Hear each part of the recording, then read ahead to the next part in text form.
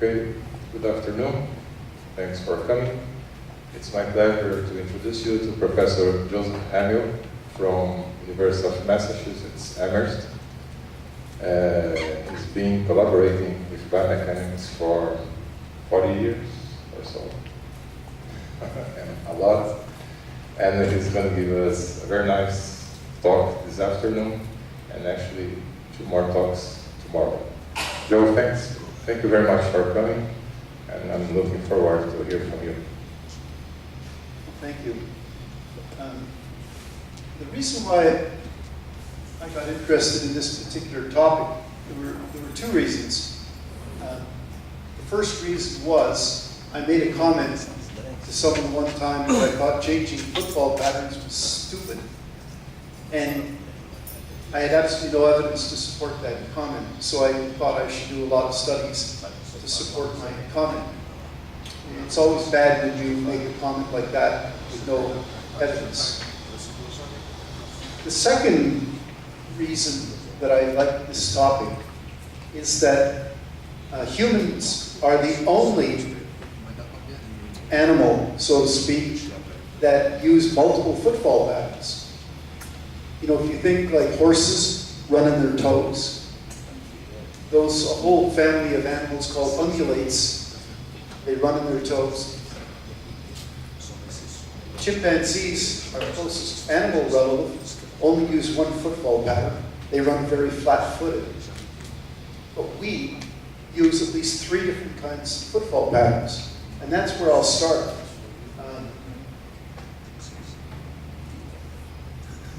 With the different patterns. The first one is referred to as a rear foot pattern. And it's referred to as a rear foot pattern because you contact the ground with your heel first, roll forward, and toe off. So I'll refer to that as the rear foot pattern.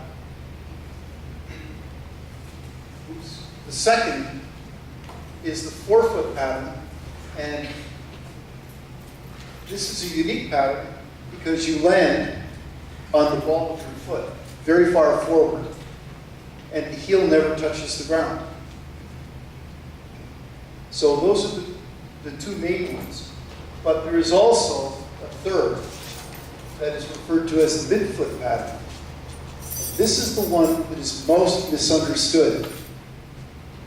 The midfoot pattern is strange because you land on the forefoot, much like the forefoot pattern, but the heel actually touches down.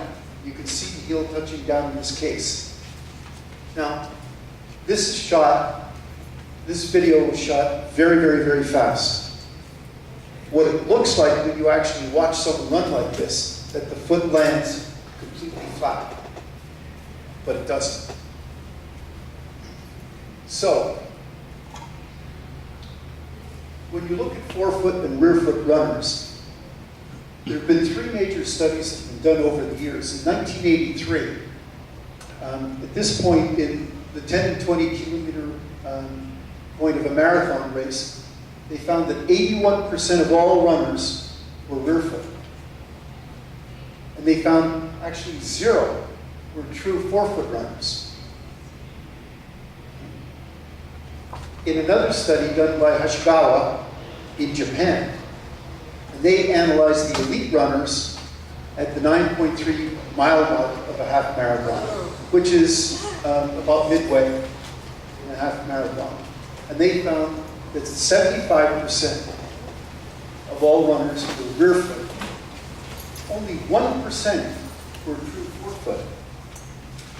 And 24% were in this midfoot range. Now you would think, just looking at that there would be no argument, that most people run rear foot, which is true. But that's not quite the end of the argument. In another study, they found basically similar results. This study was actually done in the part of the United States where I come from, in New England. But the results are very similar. Now, the question was, we asked first, why do we have multiple footfall patterns? It seems was a logical question. And so we used a biomechanical technique called forward dynamics. In other words, we build a model, and then we gave the model different functions. Like one of the functions we said, run as economically as you can. So the model looked like this. It doesn't really look like much. This is the model, and it's a two-dimensional model, and there are 11 segments. These are just the constituents of the model, and we use muscle models, 12 muscle models per leg. And this is what a hill-based muscle model looks like. You don't really have to know that, just know that this was a model. So what we did was, one of the functions that we asked the runner to do, or the model to do, was run as economically as you can, as you would like in a marathon. And the model always ran with the heel-toe pattern. It always did that. The next thing that we asked the model to do was to run as economically as you can, as fast as you can. And what it did was it used this kind of midfoot pattern. The problem was that the midfoot pattern actually used more energy than the rear foot pattern. And it used actually 1 watt per kilogram of body mass, which is really substantial.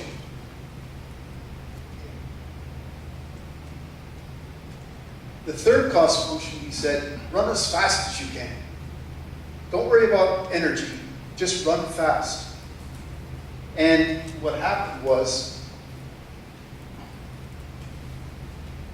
the model ran with a 4-foot pattern.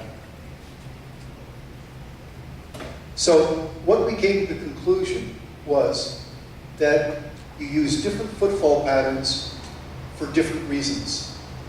If you want to run fast, you'll probably run faster if you use a 4-foot pattern. But if you want to run a long way, as you would say in a marathon, you'll use the heel-toe pattern. And if you want to do both, it will cost you some, but you will run faster. You'll use the midfoot pattern. So you can see, for example, in athletics, if you want to run a marathon, you're probably going to do this. If you want to run 100 meters, you're probably going to run like that. And if you want to run somewhere in between, let's say 800 meters, 1,500 meters, maybe even up to 5,000 meters, you're going to run like this.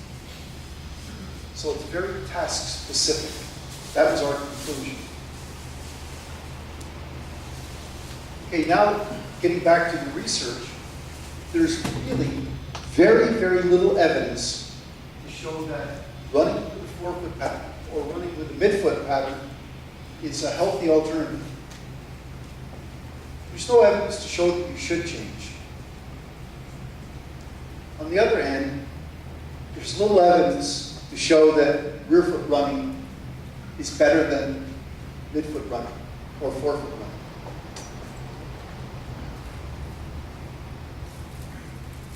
Now, if you go to the internet and you look up 4-foot running or even midfoot running, you'll find there are several companies that will sell you,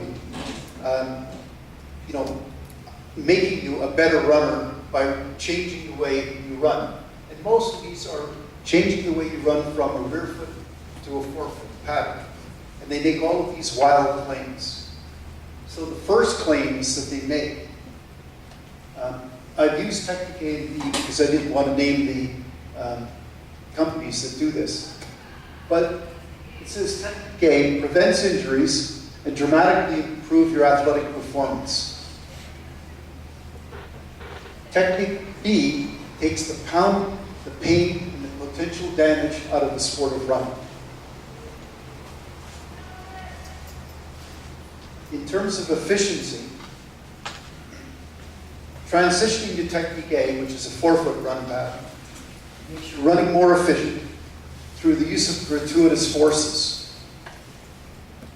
As the professor stated, that I've been doing this for about 40 years, and I have no idea what a gratuitous force is.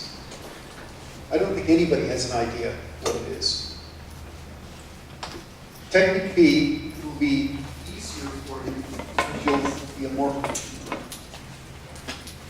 Those all sound like great claims, but there's absolutely no evidence, none, to show that any of these are correct.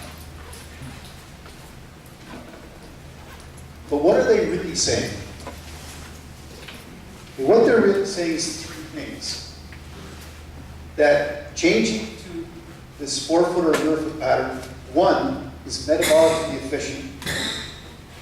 2, it will decrease the impact forces in running. And 3, will reduce running-related injuries. Now, for the rest of my talk, I'm going to try and tell you that these are not correct. So let's start off with running metabolically more efficient. One of my graduate students, Alison Gruber, actually published this paper, and basically the conclusion was that it's not more economical to change the way you run. It just is not.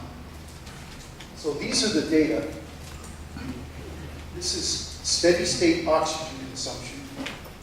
So these runners were all habitually rear-foot runners who ran for about 10 minutes in each pattern, both 4-foot and rear-foot. And you can see, some runners actually decreased their efficiency. Most of them stayed the same and some increased. So basically, as a general rule, you never want to base a conclusion on one runner. You base it on a group of runners. And the conclusion here is no difference. It doesn't matter whether you run 4-foot or you run rear-foot. No difference in economy. So that first claim is not true. It's not more metabolically efficient to change. However, we did find one thing that was unexpected. We found that carbohydrate oxidation was different. Now, what carbohydrate oxidation means is that as you run, you burn off more carbohydrates. And when you burn off the carbohydrates, it's sort of like, what we call it in the United States, hitting the wall. If you watch 400-meter runners, they sprint as far as they can, and you can see them struggling in the last 10 to 15 meters. That's hitting the wall. That means they've used up all of their carbohydrates. What we found that when you ran 4-foot versus rear-foot, you use up these carbohydrate stores much faster. Even at a medium running pace, you're using up the carbohydrate stores much faster. Now, at a fast running speed doesn't matter because you're going to burn them all up equally over a short period of time. But the thing is that by changing the way you run to a 4-foot or mid-foot, and you try to run for a distance, you're going to hit the wall sooner. So it's not beneficial. Now, of course, the people in the 400-meter run, we would hit the wall probably at 200 meters. They hit the wall maybe at 350 meters because they're trained. But still, they do hit the wall. So that's metabolically more efficient. Now, decreases the impact forces in running is probably the most critical thing. This is the most critical. And it all stems from this paper by Dan Lieberman. And he went to Kenya in Africa, and he found people who had never worn shoes before, who ran. And he noticed when they ran, they always exhibited this kind of ground reaction force. And they always ran with a forefoot pattern. So when they ran with shoes on, you could see that they're going to contact the heel first, and they always exhibited this pattern. Okay. You notice that they're different. And his conclusion was that it's better to run forefoot. And in fact, it's better to run barefoot and forefoot. Now I'm going to tell you why that's not true. These were data collected in our lab. This, you can see here, is the forefoot pattern, and in the red is the rearfoot pattern. And you notice this thing here in rearfoot that you don't see in forefoot. And that is referred to as the impact peak. And what people like Lieberman said was, well, there's no impact peak here. This has got to be bad for you. But there's no impact peak here, so this has got to be good for you. It makes sense, sort of. But if you look into it more deeply, you'll see that it's not true. If we do what's referred to as a Fourier analysis, and this Fourier analysis plots frequency versus the amplitude, and you look at the ground reaction force, this is the impact peak. This other peak here is referred to as an active peak. This is the peak that pushes you off the ground. But you notice that the impact peak has frequencies from 10 to 20 hertz. And the active peak is somewhere in here, less than 10 hertz. If we do that with a forefoot and a rear foot, the rear foot in red, forefoot here, and you look at the 10 to 20 hertz range, you'll see that there is a forefoot impact as well as a rear foot impact. So just because that peak is not there doesn't mean that there's no impact. It just means there's an impact on the different part of the foot. Now, why do you not see this impact in forefoot running? Well, it's a very simple explanation. In rear foot running, this peak here occurs very early in the support phase. In rear foot running, or in forefoot running, it occurs. There is an impact peak, but it occurs much later. Now, I'll show you why that's not true. This comes from a paper. It's a 1992.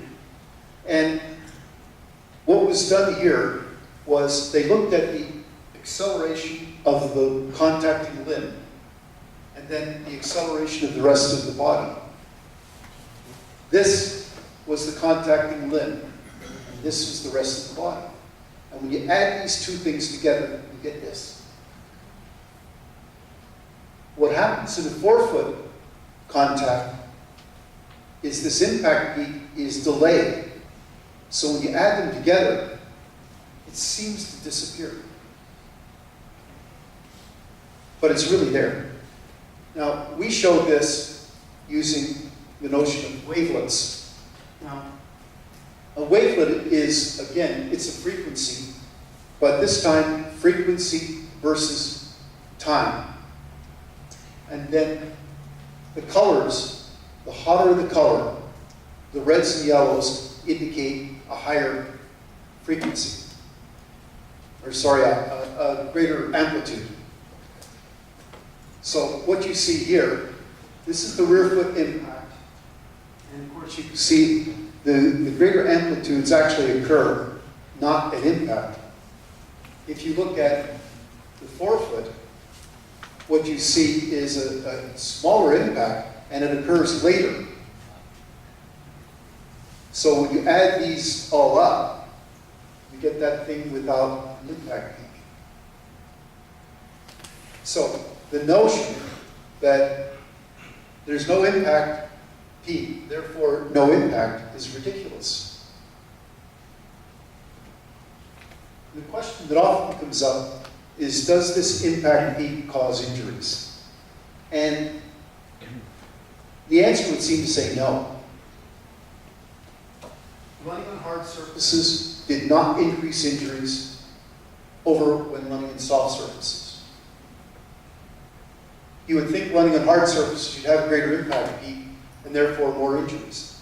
That's not true.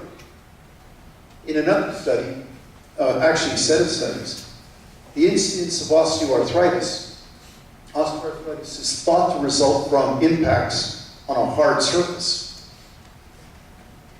The incidence of osteoarthritis was not any different in runners and non-runners. And you would think, logically, that runners would have osteoarthritis, but they don't. So the question that's always asked, and it's asked of me quite often, do runners get injured? Yes. Did they get injured with the kinds of injuries caused by impact? No. Well, I say that categorically because I have really no evidence, but that's my feeling.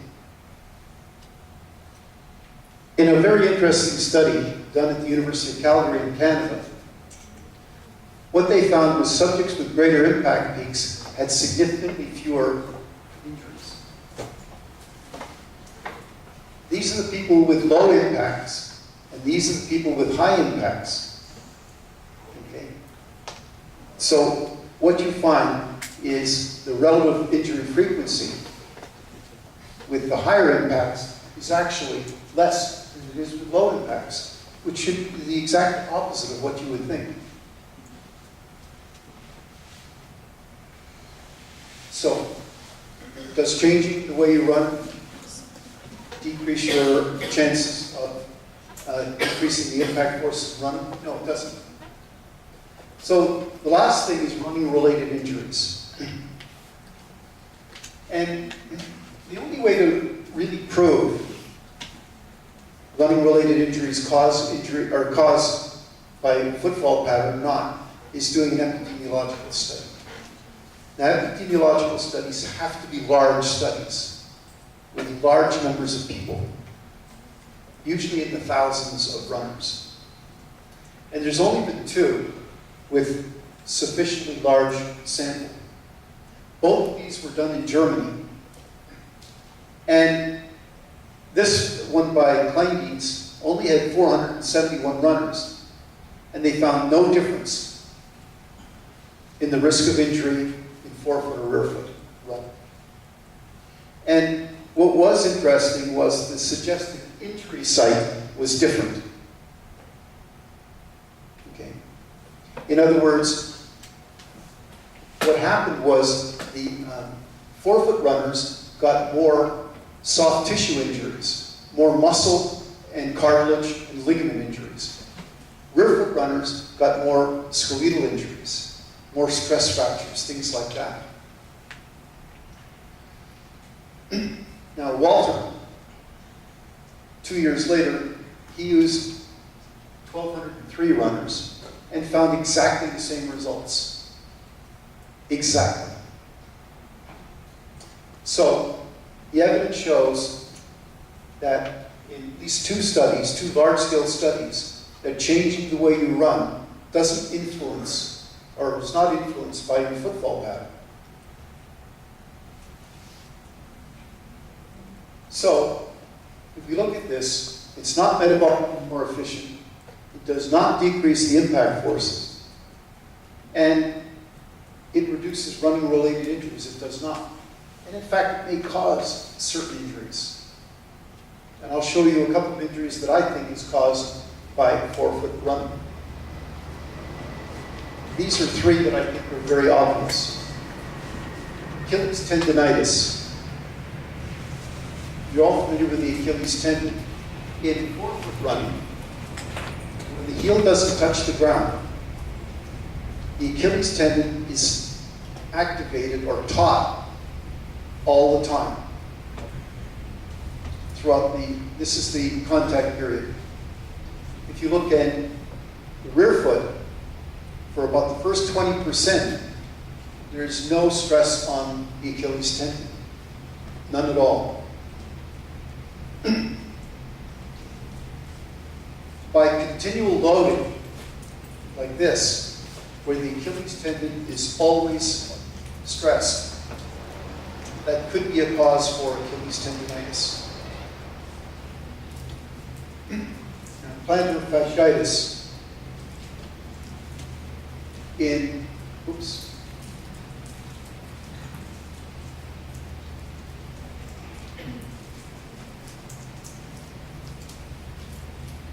in rear foot and forefoot. So let's look at these. We did a study where we looked at the coordination of the forefoot and the rear foot. What normally happens is you have the rear foot going to eversion,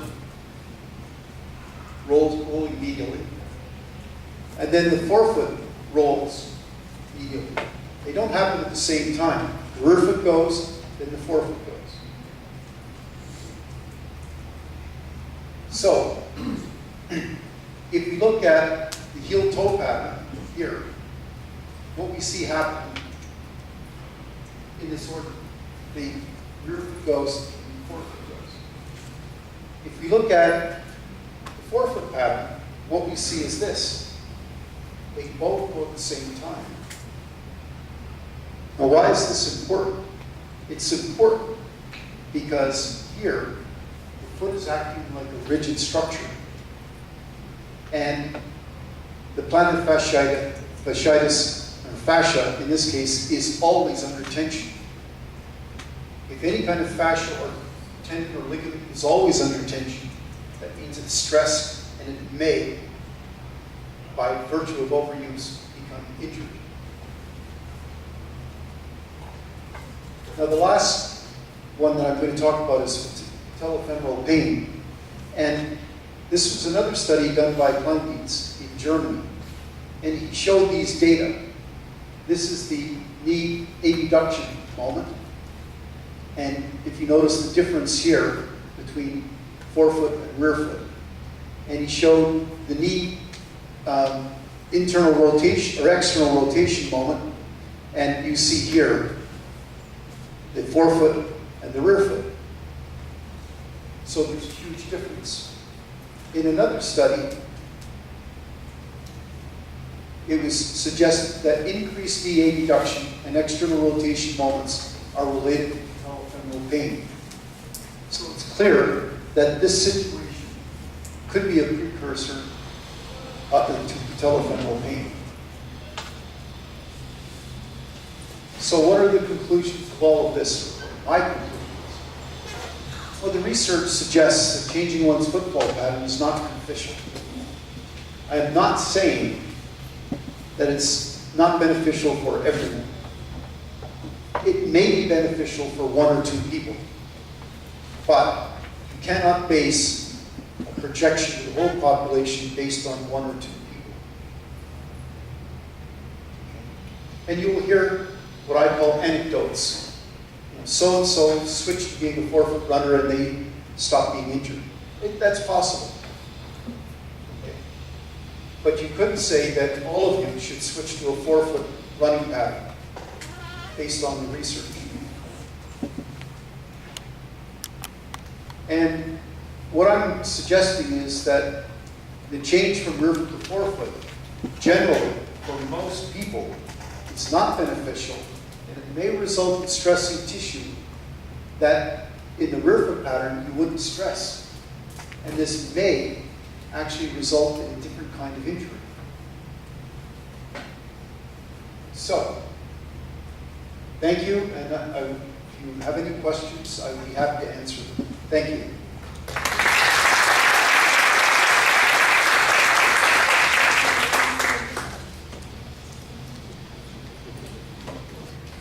Thank you, Professor Hagel. Any questions?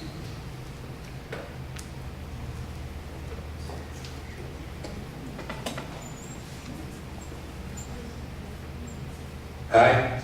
Well, the shoe type can influence on the footfall pattern? Can? The shoe type can influence on footfall pattern? Yes, it can. actually, you should talk to the professor here because he just published a paper on that.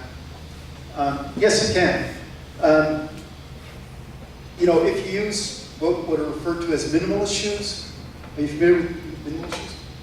Those generally are supposed to take the place of barefoot running, and they do tend to make people move more forward on the foot. And so people tend to, in those shoes, become more forefoot runners. If you use traditional shoes, most people who use traditional shoes are, in fact, rearfoot runners. It's about 80 to 90% of the population do. So it can. The thing is that what's happening, at least in the United States, is that minimalist shoes are not selling as well as they did a few years ago. People are going back to the old traditional running shoe. And that's mainly because a lot of people got injured in the minimalist shoes. Very good question.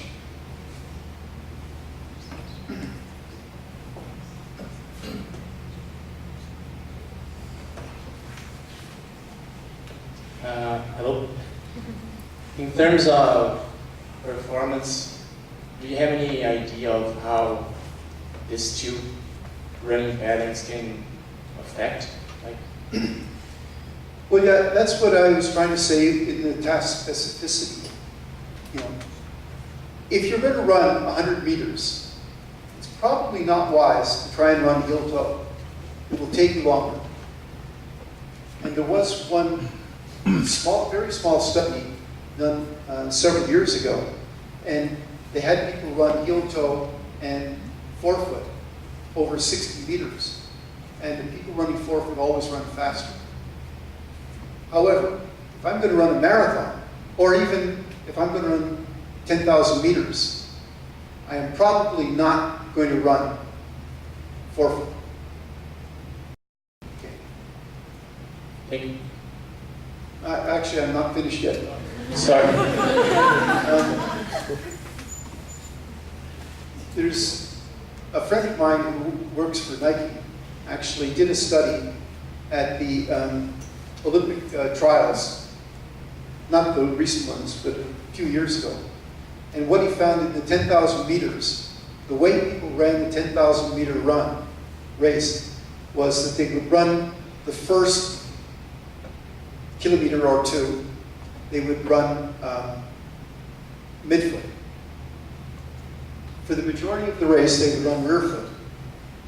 And at the end of the race, they would actually run midfoot again. So running rear foot was basically to conserve energy.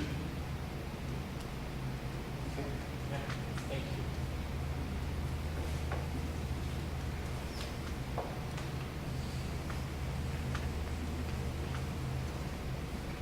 Hi. I mean, you must be tired of answering questions about the Born to Run, based on Born to Run book, you know? Oh, Born to Run. Yeah. So there's in the book it stated the heel foot, the rear foot, yeah, strike was kind of more popularized by Nike when they created the shoes with the shoes in the back. Is that true? Does that make any sense? There's absolutely no evidence to show that's true. And the reason why there's no evidence to show that's true is long before Nike, there was a heel in the shoe, even in the running shoes. Now, I was a runner, I was a sprinter, and long before most of you were born, in the 1960s, when I was sprinting, my shoes had a heel in them. Okay. Yeah, even in sprinting, my spikes had a heel. They don't now, but they did then. And most of the training shoes had heels in the shoes. Nike didn't come about until the mid-1970s. Okay. So that's really a ridiculous claim. You know, my answer to Born to Run is, you know, if that were the case, that Nike caused people to run heel toe, that would mean before about 1975, every single person who was a runner ran forefoot. And we don't know if that's true or not, but we certainly don't know also that it's not true. So, if you look at the proportions of rear-foot runners, how in heaven's name do 80 to 90% of all people now run heel-toe? Do you think Nike costs that? I don't think so. That's a very good question, though. I think Born to Run is a very, very nice story. It's a very nice story, but the biomechanics in Born to Run are terrible. That's more like an anthropology question, right? Yeah. Well, that's actually, I've been working with an anthropologist, and this is, Dan Lieberman and I discuss this quite frequently. He says that when ancient man started to run, they ran forefoot. And I say no, that when ancient men started to run, they ran heel-toe. And so far, he has not very convincing evidence, and I have not very convincing evidence, but I think my evidence is a little bit more convincing than his. He's an anthropologist, right? He's an anthropologist, yeah. Actually, he's a brilliant anthropologist who studies the skull. He only became interested in running because he is a runner. Not a very fast runner, but he is a runner. Thank you. Just before that one, Joe, why do you think our ancestors would run? Who? Why do you think our ancestors would run? Ran heel-toe? Yeah. Because human beings are not very efficient. We don't run well when you compare us to other animals. And if my whole idea of task specificity, if the fact that when we would try to run forefoot to sprint, that doesn't make sense because most of the animals that were chasing us 100,000 years ago were much faster than us, would have caught us very easily. But what we were very good at was distance running. And there's a theory actually proposed by two people. One of them was Dan Lieberman, and it's called persistence hunting. Are you familiar with that theory? Yeah. Persistence hunting uses the idea that humans were distance runners. And the way they hunted animals was they would chase the animal, and the animal would run away. And then the animal, because of the way they have to dissipate heat, they stop. And of course the animals have to do, to try and get rid of heat. Okay. But the humans would catch up to the animals before they could dissipate the heat. Then they would chase them again, and the animals would run away. And the animals would try and dissipate the heat. But they couldn't dissipate at all, because the humans would jog after them, catch them, and make them run again. Eventually, the animal would overheat, fall over, humans would come in and kill it. That's called persistence hunting. And basically, all that requires is that humans be good distance runners, not necessarily good sprinters. Okay? So that's one of the reasons why I think I'm right. It wouldn't be an argument if you didn't think you were right, though, would it? Doug? Hello, John. Are there differences in foot strike pattern and the speed changes or ground or the ground, kind of the ground? That's an excellent question, too. We did a study in our lab, and we had people run on a concrete. Well, what we did was we took and we had a whole group of rear-foot runners. They were habitual rear-foot runners. And we made them take off their shoes and run on a concrete floor. Almost all of them changed to a forefoot pattern. The question is, why would they do that on a concrete floor? Because it's painful to land on your heel when you're not wearing a shoe. Well, what we did then was we had a whole runway with thick foam. that was basically the consistency of a running shoe foam. We made them run barefoot in the running shoe or on the foam. And guess what they did? They ran heel toe. So the question is, what we did was we provoked people to change the way they run because of the surface of on which they ran. And this is the thing in the original study that I showed you of Dan Lieberman. He was showing the person running forefoot barefoot. I've been to Africa and I know the ground gets very, very hard. You know, even if it's just like clay, it gets very hard. It's like concrete. If you run on it and you try to run on your heel, it'll hurt. So I think he's missing the point in the fact that if you run on a hard surface barefoot, you're going to run forefoot. Okay? So the surface has a very, very important part to play in.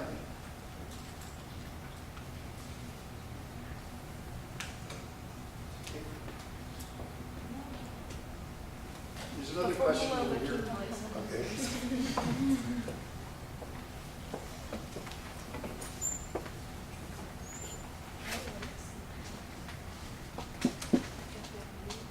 Formulating the question.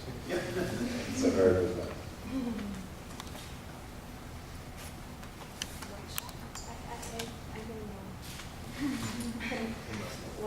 What's the importance of the center stabilization, the trunk, the middle stabilization, the middle part of the body, on the impact and the force that you are seeing?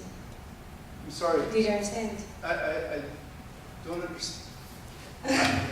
You know, your English is better than my Portuguese, but unfortunately I don't understand your English right now. Sorry. How the importance of the center stabilization, the trunk. Yeah. Yes, the trunk. On the impact, on the force that you are seeing in the ground. Okay. If you remember the impact part, that was just the leg. The other part, the bigger part, was actually the rest of the body. Yes, understand. So what we've been finding is the force of the rest of the body in forefoot running and rearfoot running is not that much different. No. But how the leg contacts the ground is different. And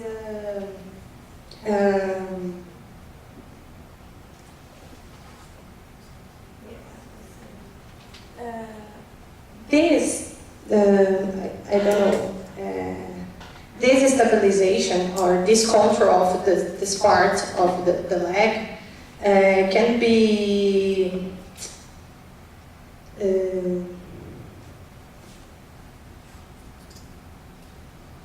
help on the treatment of injuries. I don't know. Professor, help me. Tipo, se estabilizar melhor, saber controlar. Essa estabilização, ela pode evitar umas lesões? Não, agora da perna, agora falou que saber estabilizar.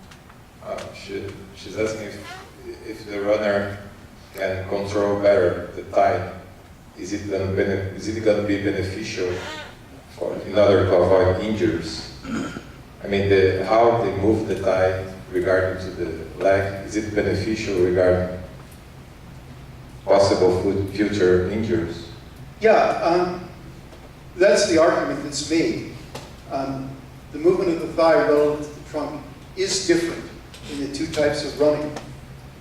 What you normally find, or what has been proposed, is that forefoot runners take shorter steps, and that means that the thigh is less flexed. Okay? And rearfoot runners flex the thigh more than in forefoot running. And what they say is that when you reduce the length of your step or your stride, by flexing the thigh less, that the force of landing goes down. That's true. But then the next question comes, does the force really cause an injury? No, it's just Yeah. to avoid. Yeah. But you're right that the thigh does change with the different Yes, footfall yes. patterns. I guess I should add too as well, a study that we did many, many years ago. Actually, I think it was 1995 we did the study. And we showed that if all of us have a preferred stride length. If we went out and ran and we measured your stride length, you'd find it would be just exactly match the rest of your body, your anthropometry. And if you deviate from that, make your strides too short, too long, you will be less efficient. So when people say, oh, when you run 4 foot, your strides are short, it's actually causing you to be less efficient when you run with a shorter stride.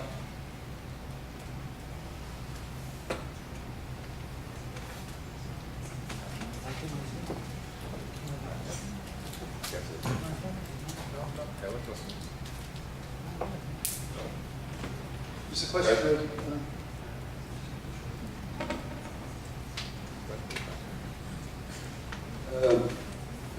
It's been a while that I read an article of you and your colleagues about low back pain and recovery of low back pain.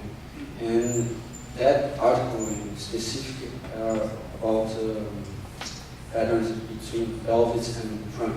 Yes. And I want to know if there's other studies that you and your colleagues did that are about the segments of rear foot or forefoot, about that injury to linking this two variables, trunk and foot pattern. Not directly to the leg and the trunk, but when we look at the coordination of the foot, as shown in one of the studies, showed the forefoot and the rear foot. If you have the forefoot and rear foot working as a single unit, we think that's more likely to cause injury. The whole notion in the low back pain study was people run and the thoracic trunk goes one way and the pelvis goes the opposite way. So when you run, you're doing this kind of thing. And when people had low back pain, they tended to run like this. Everything was very rigid.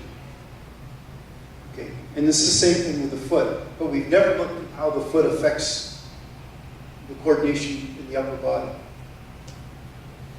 But that's a good question. I might think about doing that, or unless you're doing it. No. Joe, do you think low back pain volunteers they run using the same pattern for the trunk and the pelvis because they have pain, or they have pain because they use this kind of pattern? That's an even better question, and the answer is I don't know. We know that when the trunk and pelvis move together, that's an indication that the person has pain. But I don't know if that actually causes pain. That would require an epidemiological study to do. And so far I've not done it, and I don't think anyone else has. Or maybe experimental pain study also. No, Try to see if acute pain change this pattern. Yeah. That would be possible. Actually, I thought I would show you some pictures of the University of Massachusetts. And if you look right there, that's the building I'm in. They don't show up very often. This is the Chemist Hotel. Yes. And this is the Graduate Research Tower. And this is the chemistry building. And that is the chapel, the University Chapel. And you can see the mist in the background. Those are the Berkshire Hills. And you see the trees in the fall changing color. So when I go back home next week, the trees will start to change color like that. So you're all welcome to come to Massachusetts anytime and visit the University of Massachusetts anytime you want. Just let me know. Yes? So back to the question about barefoot running. Okay. So you said that when in soft surfaces, they use the heel strike, right? And then on hard surface, they use it for the barefoot strike. So what kind of before the shoes were invented and had like cushions? What kind of situation was there on Earth and maybe sand and beaches that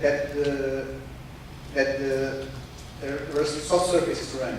I mean, before shoes and back to that anthropology question. Well, anytime you're off, a path that's well traveled, the dirt would be softer.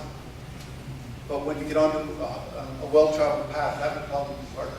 And you're right, running on the beach, all you have to do is watch people run on the beach, and you'll see they're all one little toe. Okay, so it's not associated the heel strike with shoes because there was soft surface before. Yeah, right? yeah. I mean, I don't think so at all. I think that's a nice fallacy, but it's not true.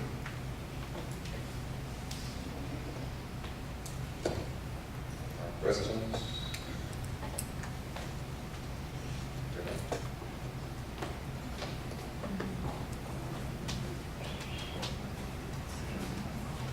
Well, first of all, thank you, John, for your presentation.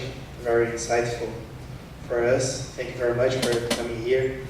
And I thought that it was interesting you showed us a Fourier analysis and frequency domain analysis, and we could see that the first peak of the reaction, the ground reaction force, were associated with faster components. Is it? The higher frequency components, yeah. Yes, higher frequency, faster. 10 to 20 hertz, yeah. Higher frequencies than the second peak, right, were slower, let's say, like this way. And the higher frequencies were actually much associated with much less power. In the forefoot running, yes. Yes, in the forefoot running. So, do you think is it a reason for us to not care about this first component? I mean, is it telling us that it really doesn't matter because the power, the overall power that these fragments are associated with are very low? Well, that's an argument that I've tried to make, but the people who say we should run forefoot say there's a force there and we should pay attention to it. All of the other data shows that force does not necessarily injure. So yes, you're right. The power is much lower. I got it. Yeah, but it's more, how you interpret it. I feel like sometimes I preach to the choir in the sense that people understand what I'm saying, but then they go out and do the exact opposite. Yeah, it's kind of intuitive to think like this, but even in low power frequencies, there might be an injury association and things like that. The interesting thing is when you look at the impact peak, the loading rate, that is the time it takes to get to that impact, is very steep. The second peak, the time it gets to that peak is very, very slow. And so that's why people look at the impact and say, well, the loading rate is very high. But interestingly, the loading rate is higher in forefoot than it is in rearfoot. Thank you. Can I make another question? And earlier you mentioned and you showed us a graph of energy expenditure. I think you thought one of your graduate students did this study. And what were the subjects actually rear foot runners, and then they were forced to change their patterns? I would like to know more about the sample. Actually, we had two groups. and we merged the data that graph. The two groups were habitual river runners, and we made them run 4 foot. And then we took habitual 4 foot runners, and made them run rear foot. And the results were the same. Perfect, perfect. I was wondering if there could be an effect of the change in their pattern and they were not used to that, but if you change the groups, this variable is actually... Well, one of the interesting things is, if you notice, the rear foot runners, some of them tended to improve by going to 4 foot. You know, a couple. What was interesting in the 4 foot runners, all of them tended to improve. Now, not statistically significant, but they all tended to improve by going to rear foot. I have no explanation for that at all. Okay. The last one.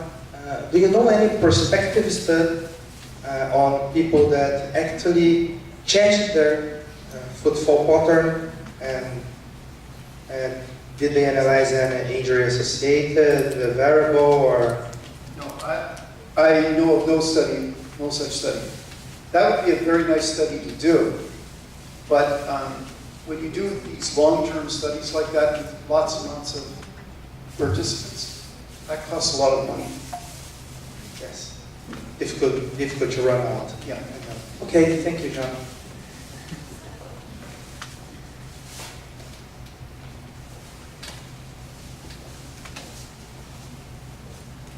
Joe, in these Olympic Games, the gold medal in marathon changed the foot strike pattern all time. What do you think about it? Well, as I said, in the 10,000 meters, they usually ran heel-toe for about 8,000 meters. With the first 1,000 and the last 1,000, they ran more midfoot. I think the marathon, they do the same thing. They just run longer as a rear foot run. Is it possible classifying subgroups? It could be. Yeah, I'm just talking generally, that's what appears to happen. And if you think about the study by Hashigawa and the other study by Larson, that's exactly what people did. They ran most of the race rear foot. And at the beginning and ending, when they were trying to run a little bit faster, they would use a more midfoot strike. Very few people actually in the marathon or even 10,000 meters ran 4 foot. But in the 100 meters, 200 meters, and 400 meters, most of them ran 4 foot. Or actually all of them did.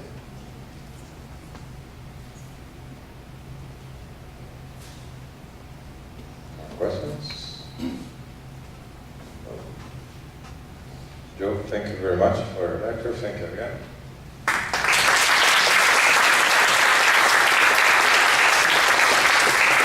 Thank you for listening.